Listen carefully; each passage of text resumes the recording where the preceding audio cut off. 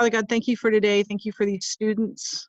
Father, I ask that you would make this time productive. I thank you for the ways you have shown grace to me, even in this morning, and the way these students have shown grace to me as well. And may we learn more about who you are and what you have done for us today. I pray in Jesus' name. Amen. So we are in your books on page 231, and this is on Christ's betrayal, arrest, and trial. By the way, this video is up on this video and the crucifixion video, both. So lecture, chapters 32 and 33 are both up on YouTube if you want to watch them. It's not required. I'm going to be doing at least one more today, 34 and maybe 35. So, but by the end of the week, they'll all of the videos will be on here if you want to watch them. They're not required. If you do watch them though, and your parents email me, you'll get extra credit. So, page 231.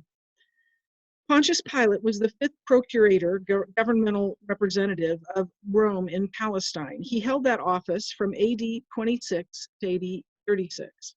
His name, Pontius, was his family name. The title Pilate meant one armed with a javelin.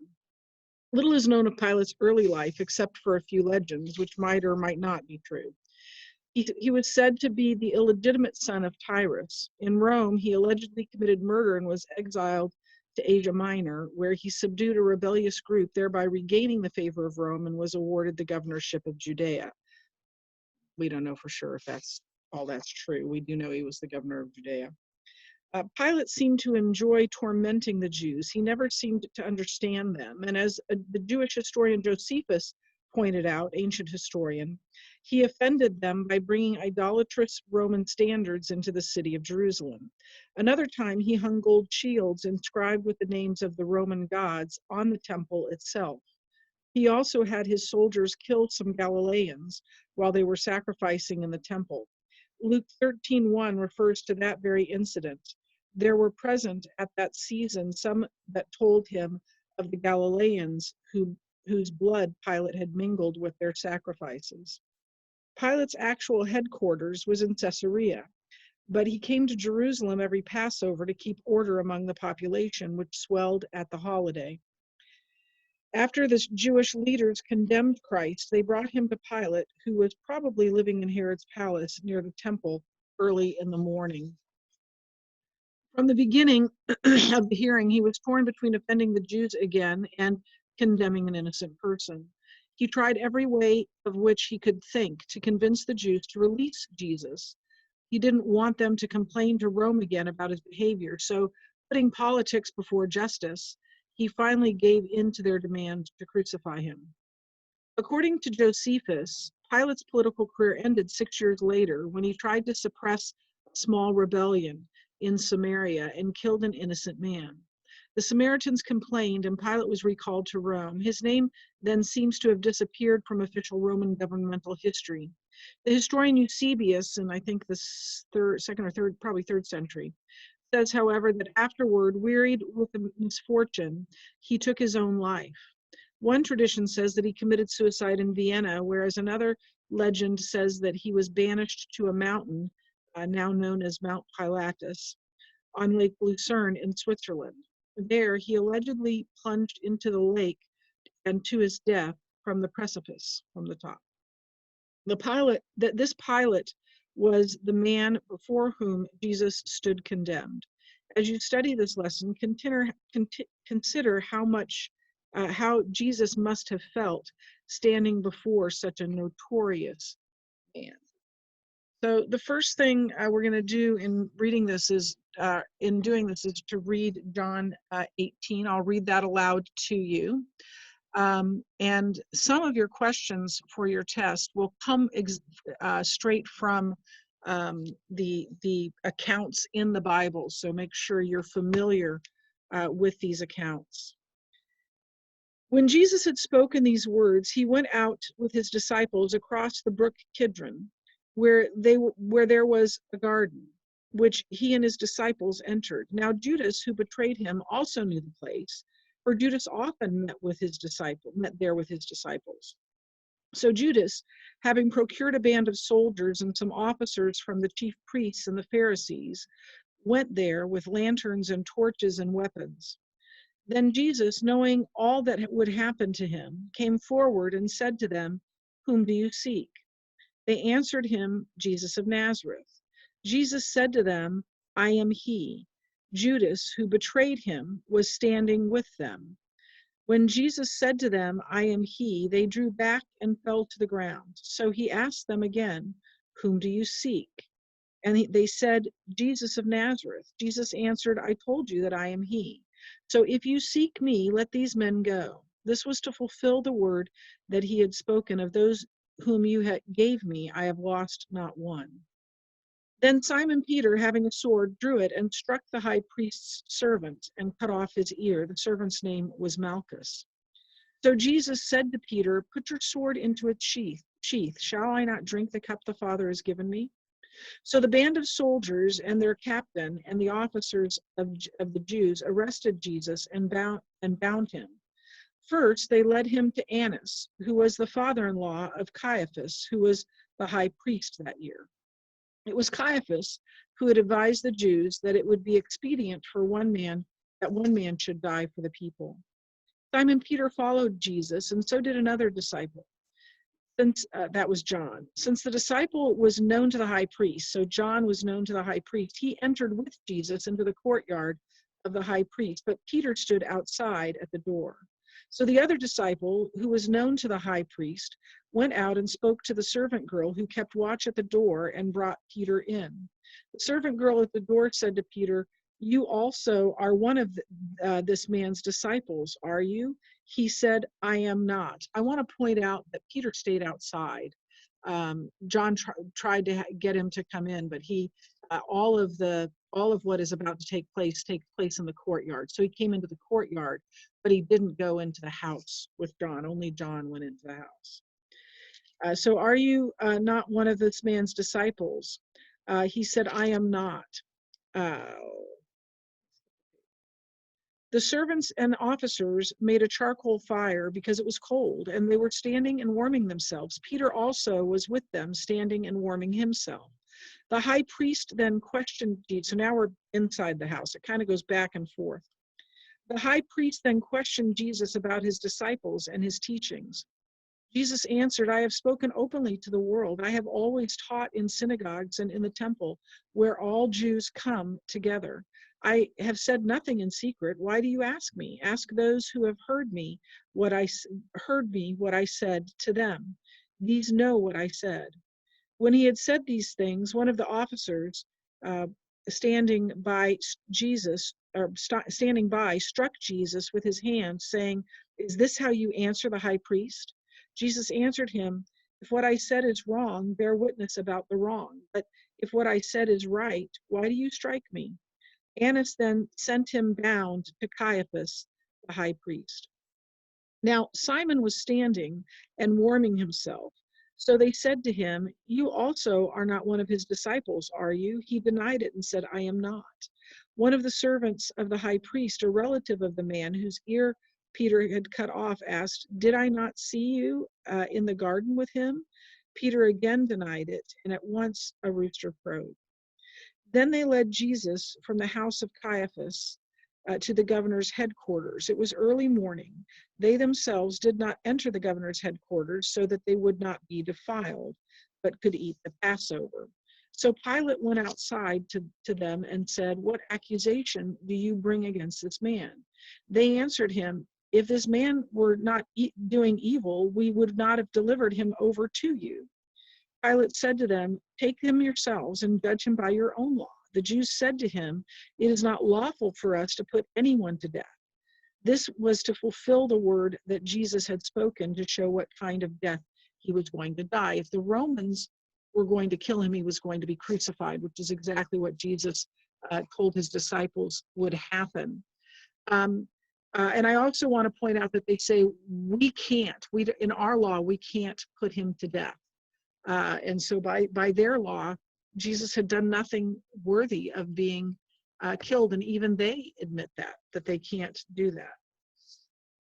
After he said this, he went back outside to the Jews I'm sorry, I think I skipped some stuff. I'm on verse 33. So Pilate entered his headquarters again and called Jesus and said to him, "Are you the king of the Jews?" Jesus answered, "Do you say this of your own accord, or did others say it to you about me?" Pilate answered, "Am I a Jew? Your own nation and the chief priests have delivered you over to me. What have you done?" Jesus answered, "My kingdom is not of this world. If my kingdom were of this world, my servants would have been fighting, that I might not be delivered over to the Jews. But my kingdom is not from the world." Then Pilate said to him, "So you are a king?" Jesus answered, "You say that I am a king. For this purpose I was born, and for this purpose I have come into the world, to bear witness to the truth. Everyone who is of truth listens to my voice." Pilate said to him, "What is truth?" After he had said this, he went back outside to the Jews and told them, "I find no guilt in him, but you have a custom that I should release one man for you at the Passover. So do you want me to release the king of the Jews?" They cried out again, "Not this man, but Barabbas."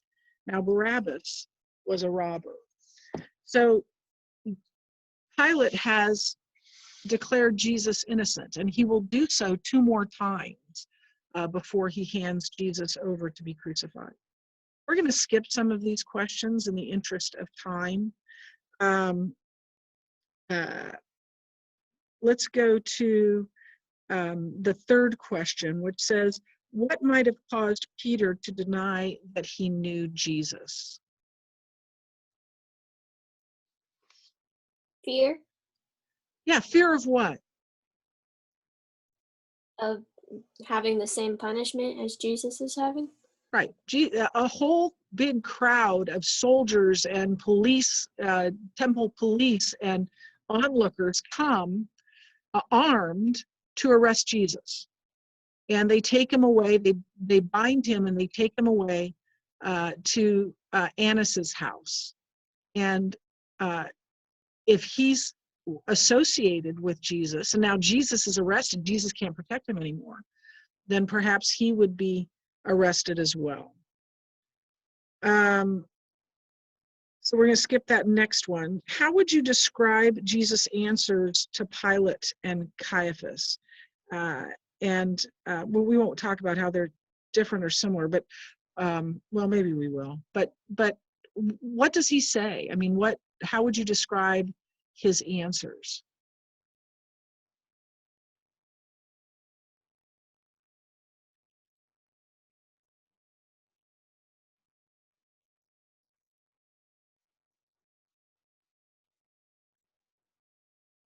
Does he say much at all? Not really. And he's when he's talking to Annas, he's just saying, "Why don't you ask people who listen to me?" He's not even answering the question. What got him popped in the mouth by the guard standing by him? He says more to Pilate than he does to the Jews, perhaps because Pilate doesn't know what the Jews know in terms of God's word. But he doesn't say a whole lot either way. He doesn't even say he's a king. In fact, when he says, "You say that I'm a king," he's not saying that's what you say. He's saying, now you're admitting that I'm a king, because Pilate says, "So you're a king," and he's saying, "You're admitting that," but he isn't saying any more than that. Is Jesus defending his innocence?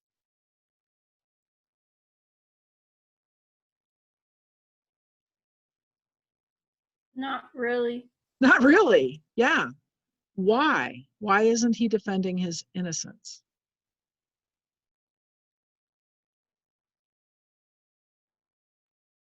But because he knows that's what he needs to do in order to fill out the Father's plan. Yeah. He's not trying to get off of the charges, get the charges taken away. He knows this is what has to happen. He knows he has to be condemned.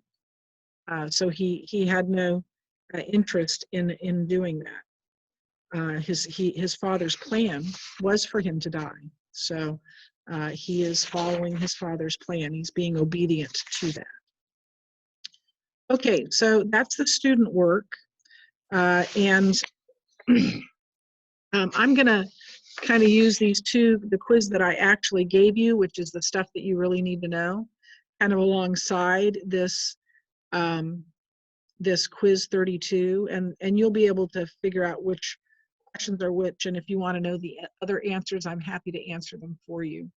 But look at the first question there. Jesus surrendered himself voluntarily to the group that came to arrest him. Is that true or false? That's true. He did do that. Next question. Is the band that I reworded it in this, but the band that came for Jesus in Gethsemane numbered no more than 13 people. I wrote only about 12 people came to arrest Jesus in Gethsemane. Is that true or false? False. That's false. The word that's used there, it's generally cohort, but I don't think that's what the ESV uses, is a large contingent of soldiers that came armed to arrest one rabbi. Okay, who said master with a kiss?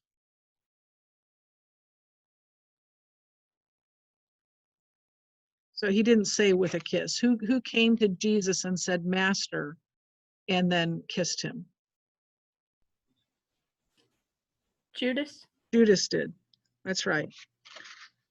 And then who said, whom do you seek?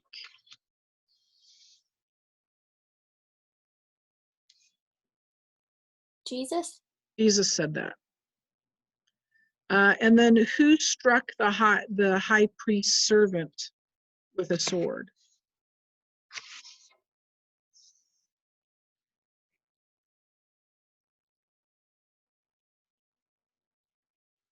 Peter. Peter did. Or Caiaphas. No, Peter. No, Peter did. Peter did. And then who was healed by Jesus in the Garden of Gethsemane? So he healed the ear of this person. Caiaphas. Not Caiaphas.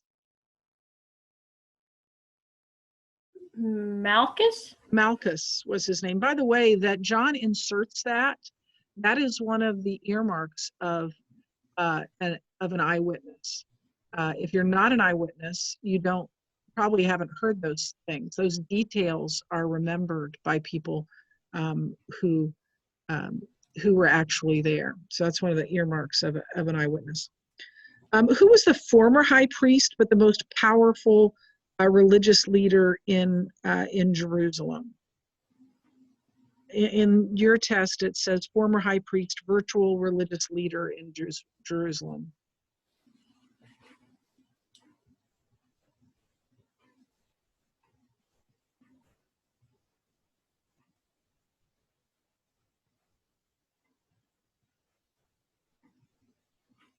Caiaphas?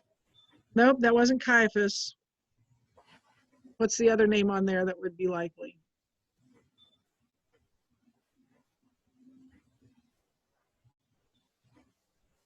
Annas? Annas, Caiaphas's father-in-law.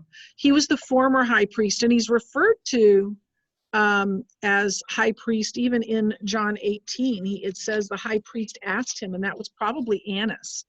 He was considered high priest for life, and he was so highly respected that people looked more to Annas than even Caiaphas. But Caiaphas was the actual high priest at the time, which I believe is the next question I ask you. So yeah, who was the high priest at Jesus's trial? That is Caiaphas. And then which disciple accompanied Jesus into the palace of the high priest?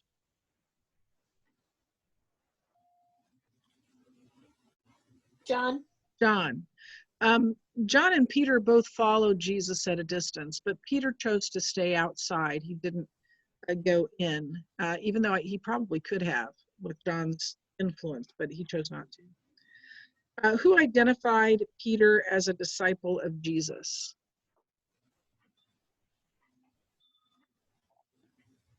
In other words, The maiden. yeah, the servant girl, or maiden.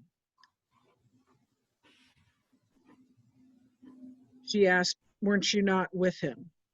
The word Kidron, as in Brook Kidron, means, this is actually, I didn't realize it when I wrote this in the lecture. It means cedars. It's not on your test, so you don't need to worry about it.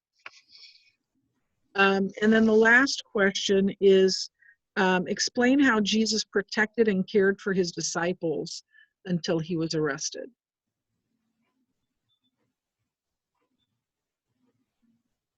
Particularly in this scene, how do we see Jesus protecting his disciples? He willingly went to the soldiers. Yeah, so he gave himself up. He surrendered himself, and he said to them, basically, he said, "You've got me. I'm who you want. Let these others go. Let my disciples go free." And they did. They had Jesus. They had who they wanted, and so Jesus told them, he surrendered. He could have fought, and then if he would have fought, there would have been, a bloodbath, really. But he gave himself up and asked them not to harm his disciples. Now, the second way that he protected them is a little less obvious. It has to do with Peter. And Peter cuts off the ear of the high priest's servant. What could that have meant for Peter? He could have died. Yeah. Because of it. Yeah, they could have killed him on the spot, or they could have taken him and bound him and arrested him too. And he probably would have been put to death for that, but he at least would have been arrested and put in prison for that. And so Jesus, by rebuking, immediately rebuking Peter, and by healing Malchus, protected Peter from that. Otherwise, it would have gone poorly for impetuous Peter. So he surrendered himself and asked that the disciples not be harmed, and he rebuked Peter and healed Malchus, which saved Peter's skin.